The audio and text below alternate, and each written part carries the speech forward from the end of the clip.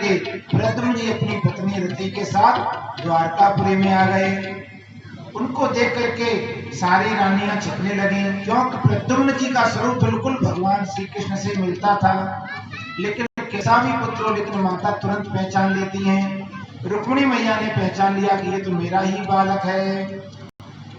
श्री सुखदेव भगवान कहते हैं इस प्रकार भगवान का अभी एक ही विवाह हुआ है, लेकिन भगवान के तो कई विवाह हुए हैं। भगवान का दूसरा विवाह सत्राजित की पुत्री सत्यभामा से हुआ था।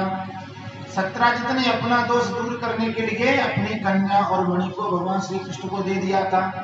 परीक्षित बोला कि ऐसा भगवान श्री कृष्ण को क्या दोष लगा था जिसके कारण ये सब भगवान की लीला संपन्न हुई।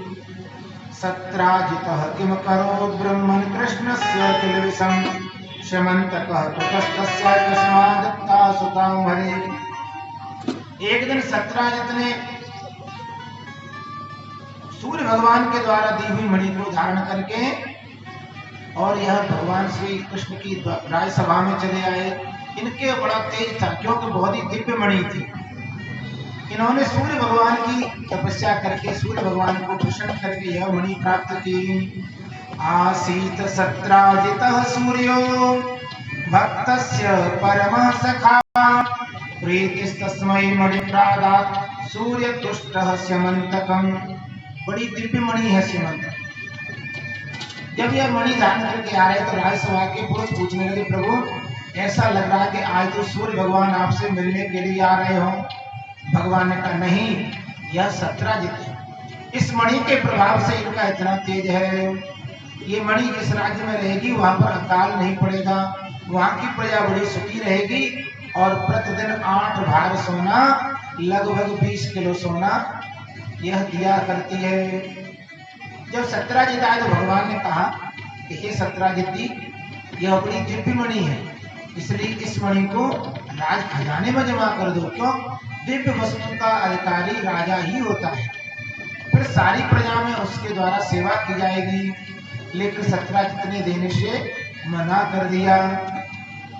एक दिन की बात है कि सत्राजित का भाई प्रसेन उसी मणि को धारण करके जंगल में चला गया और उस प्रसेन को एक शेर ने मार दिया और उस शेर को एक वृक्ष ने मार दिया और वो मणि लेकर के वह वृक्ष अपनी गुफा में चला गया। जब सत्राजित के भाई नहीं लौटे तो चारों तरफ कानाफूसी होने लगी कि ऐसा लगता है कि मणि के लोभी कृष्ण ने मेरे भाई को मार दिया। भगवान को झूठा कलंक लग गया। भगवान ने कहा कोई बात नहीं, हमने चोरी तो नहीं की है, ना ही हमने छीना है, हम अपने इस कलंक को दूर करने का प्रयास करते हैं। कुछ सैनिकों को साथ में लेकर के जंगल में गए। पद चिन्हों को देखते जा रहे तो देखा कि आगे प्रसेन मरा पड़ा है। थोड़ी दूर आगे चले तो शेर भी मरा मिला। वहां से देखते हैं कि किसी वृक्ष राज के पद चिन्ह हैं। उन पद चिन्हों को देख करके भगवान एक गुफा में घुस गए। सब लोगों को बाहर रोक दिया। उस मणि से उस वृक्षराज के बालक खेल रहे थे। भगवान श्री कृष्ण को देख करके वो चिल्लाने लगे, बचाओ बचाओ। अपरिचित व्यक्ति को देख करके जैसे बच्चे चिल्लाए तो जाम्बवंत जी क्रोध करके, जो एक साधारण पुरुष के समान भगवान श्री कृष्ण को जान करके उनसे युद्ध करने लगे और 28 दिन तक भगवान श्री कृष्ण का और जाम्बवान का युद्ध हुआ। भगवान के तीव्र वज्र के समान घूसों के प्रहारों से जाम्बवंत जी की एक एक नस ढीली हो गई। जाम्बवंत जी समझ गए, जाने त्वां सर्वभूतानां प्राण ओजः सहोबलम् विष्णु पुराण पुरुषम विष्णु मधीश्वरम। मैं जान गया प्रभु आप मेरे स्वामी हैं, पुराण पुरुष हैं, धर्म रक्षक हैं, क्योंकि मेरे समान बल तो किसी में है ही नहीं। लंका कांड में तो मुझे युद्ध करने का मौका भी नहीं मिला था। श्री कृष्ण भगवान बोले इस मणि के पीछे हमको कलंक लग रहा है, इसलिए आप इसे हमें दे दो। तो जाम्बवंती जी ने वह मणि और अपनी कन्या जाम्बवंती भगवान को सुपुर्द कर दी।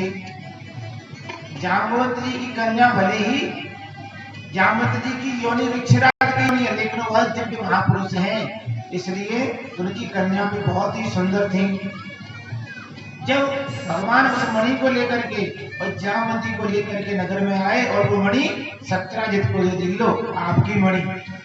तो सत्यजित को बड़ी ग्लानि हुई कि बताओ मैंने भगवान पर झूठा कलंक लगाया, भगवान से किस मुंह से क्षमा मांगू। तो अपनी कन्या सत्यभामा का विवाह भी भगवान से कर दिया।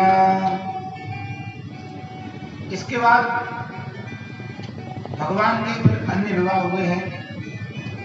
एकदा पांडवान् दृष्टुं प्रीतिपान् पुरुषोत्तमः इंद्रप्रस्थं गतः श्रीमान् युयुधानादिभिर्वृतम्। एक दिन की बात है कि भगवान श्री कृष्ण इंद्रप्रस्थ पहुंचे अर्जुन के साथ घूमने के लिए, यमुना जी के किनारे चले गए। अर्जुन ने क्या देखा कि नदी के किनारे पर बैठ करके एक देवी तप कर रही है। अर्जुन ने पूछा, देवी कौन हो तुम? का तुम कस्य से शुश्रोणी कुतो से किम चिकीर्षसि, तुम कौन हो और किस लिए यह तपस्या कर रही हो? वह देवी बोली, अहम देवस्य सवितुर्द्विता पतिमिच्छति विष्णुं वरेण्यं वरदं तपः परम आस्थिता। मैं सूर्य भगवान की पुत्री हूँ और यमुना मेरा नाम है, कालिंदी भी मुझको कहते हैं और मैं भगवान विष्णु श्री कृष्ण को अपना पति बनाना चाहती हूँ।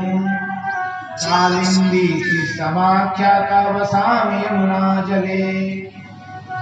अर्जुन उस देवी को लेकर के युधिष्ठिर जी के पास आए और भगवान ने इंद्रप्रस्थ को बचा करके उन सबका कार्य संपन्न किया और उस रानी को लेकर के फिर अपने द्वारका में आकर के बड़े धूमधाम से जामवंत कालिंदी के साथ भगवान ने विवाह किया।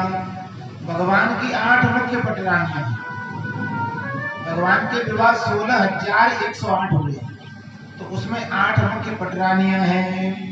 भैस्मी जाम्बवती भामा सत्या भद्रा च लक्षणा कालिंद्री मित्रवंदा च इत्यष्टौ पट्ट महास्त्रियः। ये 3 भगवान के विवाह रुक्मिणी मैया से, जामवंती से, सत्यभामा से और ये चौथा विवाह कालिंदी से हुआ। अब 5वां विवाह भगवान का उज्जैन के राजा बिंद और अनुबिंद थे, उनकी बहन मित्रवृंदा के साथ भगवान का विवाह हुआ। 6वां विवाह कौशल नरेश नग्नजित थे, उनकी प्रतिज्ञा थी कि जो 7 खूंखार बैलों को एक साथ नाथ पहना देगा उसी के साथ अपनी कन्या का विवाह करेंगे।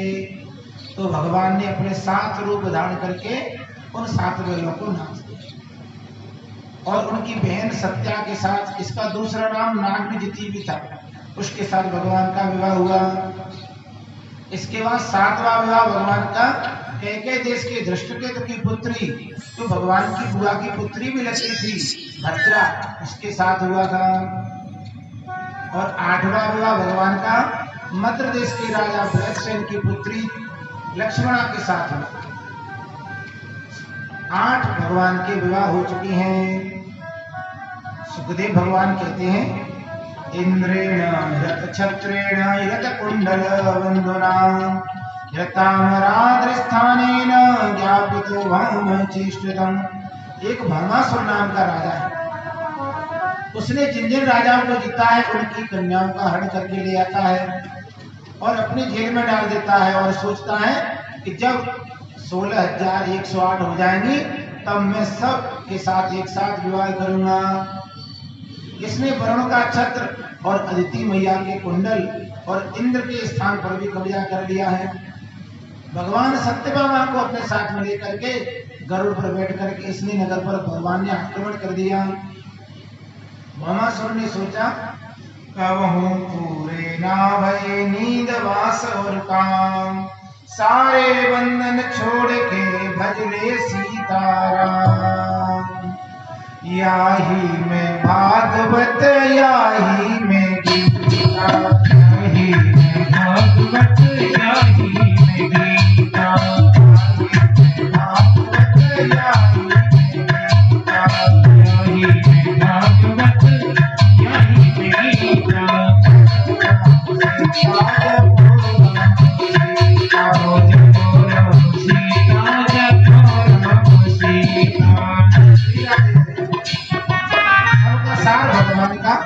नाम है, इसलिए ज्यादा लंबी चौड़ी आशाएं नहीं बनानी चाहिए।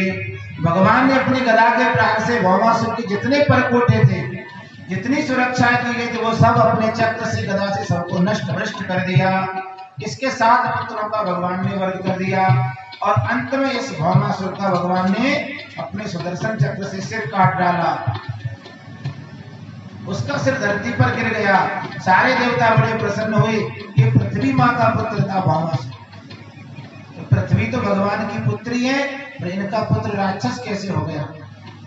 भगवान ने जब वराह अवतार धारण किया था तो पृथ्वी मैया को अपने दंतों पर उठा करके ला रहे थे, तो डर के मारे पृथ्वी मैया कांप रही थी।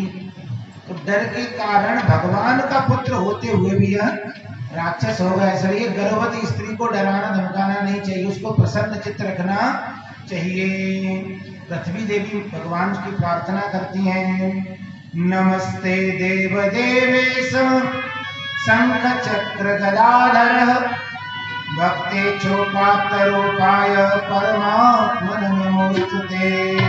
नमो भगवते तुभ्यं वासुदेवाय विष्णवे पुरुषायादि बीजाय पूर्णबोधाय ते नमः। भगवान ने भौमासुर की कैद से 16,100 राजकन्याओं को छुड़ाया। भगवान ने उनसे कहा, हे कन्याओं, हे देवियों, अब आप लोग अपने अपने घर के लिए चले जाइए, अब आपको बिल्कुल भी कोई भय नहीं है। कन्याओं ने हाथ जोड़े, हे परमात्मा श्री कृष्ण, आप तो सर्वज्ञ हैं, हमारा स्त्री का शरीर है, क्या घर जाने पर लोग हमको दोष नहीं लगाएंगे? और क्या हम इस प्रकार